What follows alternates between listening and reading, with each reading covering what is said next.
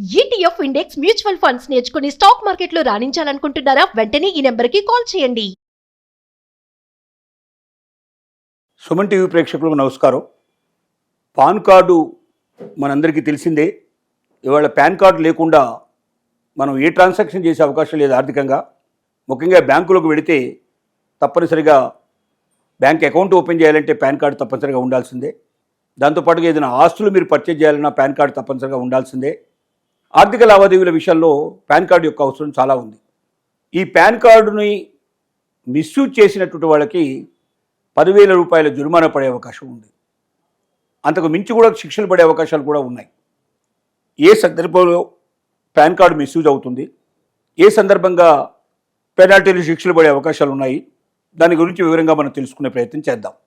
ఒకటి, 2 పాన్ కార్డులు విడివిడిగా 2 నెంబర్లతో ఉండే పాన్ కార్డులు ఒకే వ్యక్తి కలిగి ఉండడం అనేది నేరం.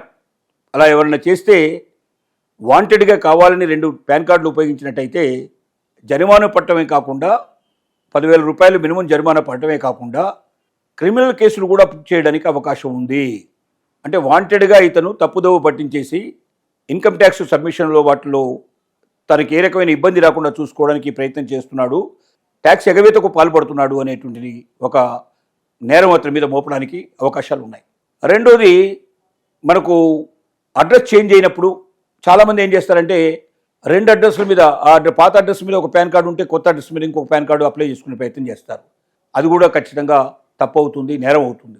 తర్వాత పాన్ కార్డు నెంబరు తప్పించి చాలామంది బ్యాంక్ అకౌంట్లు ఓపెన్ చేసే ప్రయత్నం చేస్తారు. అలాగే ఇన్కమ్ ట్యాక్స్ రిటర్న్స్ ఫైల్ చేసేటప్పుడు కూడా దాంట్లోపల తప్పుడు అకౌంట్ నెంబర్ ఇచ్చే ప్రయత్నం చేస్తారు. ఆధార్ కార్డు లాంటి దాంట్లో కూడా ఒక్కొక్కసారి పాన్ కార్డు ఇచ్చేటప్పుడు నెంబర్ తప్పించే ప్రయత్నం చేస్తారు. ఇది తెలియక తప్పు జరిగినా తెలిసి తప్పు జరిగినా పెనాల్టీ మాత్రం 10,000 రూపాయల పైన పడే అవకాశాలు ఉన్నాయి. దాన్ని సరి చేసుకోకుండా సంవత్సరాల తరబడి కంటిన్యూ చేస్తే నేరం కింద కూడా ప్రత్యేకంగా దాని మీద కేసులు బుక్ చేసే అవకాశాలు కూడా ఉంటాయి. తర్వాత పాన్ కార్డు ఇన్కమ్ ట్యాక్స్లో ఐటీఆర్ రిటర్న్స్ ఫైల్ చేయడంలో చాలా ముఖ్య పాత్ర వహిస్తుంది. ఎందుకంటే ఇన్కమ్ ట్యాక్స్ అనేది కంపల్సరీగా ప్రతి ఒక్కరు ఫైల్ చేయాల్సిన విషయం. ఒక పాన్ కార్డు ఇప్పుడు మనం ఏమైనా పర్చేజ్ చేసినట్టయితే క్రెడిట్ కార్డు, డెబిట్ కార్డులో కూడా పాన్ కార్డు ఉపయోగిస్తారు. ఎక్కడ ఆర్థికంగా ట్రాన్సాక్షన్, మనకు ఆన్లైన్ ట్రాన్సాక్షన్ జరిగినా కూడా ఆ ట్రాన్సాక్షన్స్ అన్ని పాన్ కార్డులోకి వెళ్ళిపోతాయి. ఇంకోటి, ఆధార్ కార్డుని పాన్ కార్డుని రెండింటిని కూడా అనుసంధానించాలి. అలా ఎవరైనా అనుసంధానించకపోతే అది కూడా పెనాల్టీ కింద పడే అవకాశం ఉంది. 10,000 రూపాయలు మినిమం జుర్మానా పడే అవకాశాలు ఉన్నాయి. కాబట్టి ఎవరైనా ఇప్పటిదాకా మీ ఆధార్ కార్డుని పాన్ కార్డుని రెండింటిని అనుసంధానించకపోయినట్టయితే వెంటనే ఆ పని చేసుకోవాల్సిన అవసరం ఉంది. లేట్ చేసినట్టయితే ప్రభుత్వం ఎక్కడ గుర్తించినా మీ మీద పెనాల్టీ ఆటోమేటిక్గా వేసేస్తుంది. ఎందుకంటే ఆధార్ ట్రాన్సాక్షన్స్ అన్ని పాన్ కార్డులో కనబడాలి, పాన్ కార్డ్ ట్రాన్సాక్షన్స్ అన్ని ఆధార్లో కనబడాలి. అప్పుడే ఏమవుతుందంటే ఆర్థిక లావాదేవీలన్నీ కూడా బయటపడతాయి. అలాగే ఇంకెక్కడైనా మిస్యూజ్ చేసేందుకు ప్రయత్నం చేసినా కూడా ఆ విషయాలు బయటపడతాయనే ఉద్దేశంతో ఈ పని చేస్తున్నారు. పాస్పోర్ట్ కావాలన్నా, మరొకటి ఏదైనా కావాలన్నా కంపల్సరీగా పాన్ కార్డు ఇవాళ ఉండి తీరాల్సిన పరిస్థితులు ఏర్పడుతున్నాయి. కాబట్టి పాన్ కార్డు యొక్క ప్రయోజనాలు చాలా ఎక్కువ.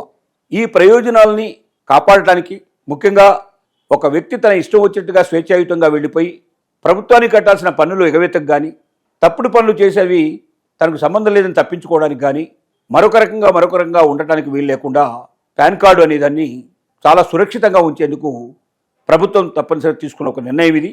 ఈ నిర్ణయం ప్రకారంగా ప్రతి ఒక్కరూ పాన్ కార్డు కలిగి ఉండాలి.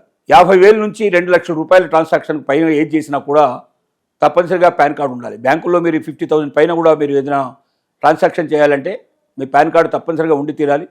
లేకపోతే ట్రాన్సాక్షన్ చేయడం చాలా కష్టం అయిపోతుంది మీకు. కాబట్టి పాన్ కార్డు ఎంత అవసరమో ఆ పాన్ కార్డులో లోపాలు లేకుండా చూసుకోవడం కూడా అంతే అవసరం. ఆధార్ కార్డుతో అనుసంధానం చేయడం తప్పనిసరి. 2 పాన్ కార్డులు ఉన్నట్టయితే ఒక పాన్ కార్డుని వెంటనే మీరు రద్దు చేసుకోవడం చాలా అవసరం. పాన్ కార్డు రద్దు కాకపోతే ఏమవుతుందంటే శిక్షలు, పెనాల్టీలు అమలయ్యే అవకాశాలు ఉంటాయి. కాబట్టి ఎవరికైనా 2 పాన్ కార్డులు ఉన్నట్టయితే వెంటనే దాన్ని అప్లై చేసేసి క్యాన్సిల్ చేసేసుకుని ఒకదాన్ని పర్మనెంట్గా ఉంచుకోదలుచుకుందాం మాత్రం మీరు ఉంచండి. 2 పాన్ కార్డులతో మాత్రం మీరు కంటిన్యూ చేయడం అనేది సరైనది కాదు. భవిష్యత్తులో పెనాల్టీలు మరింత పెరిగే అవకాశం, శిక్షలు మరింత పెరిగే అవకాశాలు కూడా ఉన్నాయి. ఆ పరిస్థితి తెచ్చుకోవాల్సిన అవసరం లేకుండా చూసుకోవాల్సిన బాధ్యత ప్రతి ఒక్కరికి ఉంది. ఆధార్ కార్డు ఎంత ముఖ్యమో పాన్ కార్డు కూడా అంతే ముఖ్యం. ఆర్థిక లావాదేవీల్లో పాన్ కార్డు అన్నిటికన్నా ఎక్కువగా ముఖ్యమైంది. అది లేకుండా మీరు ఏ లావాదేవీలు చేయలేరు. ఆర్థిక లావాదేవీలు ముఖ్యంగా మీరు భూములు కొనుక్కోవడం కానీ, ఆస్తులు కొనుక్కోవడం కానీ, ఆస్తులు అమ్మేటప్పుడు కానీ, కొనేటప్పుడు కానీ పాన్ కార్డు తప్పనిసరిగా ఉపయోగపడుతుంది. ఇన్కమ్ ట్యాక్స్ అప్లై చేయడంలో, ఇన్కమ్ ట్యాక్స్ని సబ్మిట్ చేయడంలో అది ఉపయోగపడుతుంది. అదే రకంగా బ్యాంక్ ట్రాన్సాక్షన్ ఏది చేయాలన్నా, బ్యాంకులో అకౌంట్ ఓపెన్ చేయాలన్నా కంపల్సరీగా పాన్ కార్డు అవసరం ఉంది. భవిష్యత్తులో ఇంకా పాన్ కార్డు యొక్క ఉపయోగాలు బాగా పెరుగుతాయి.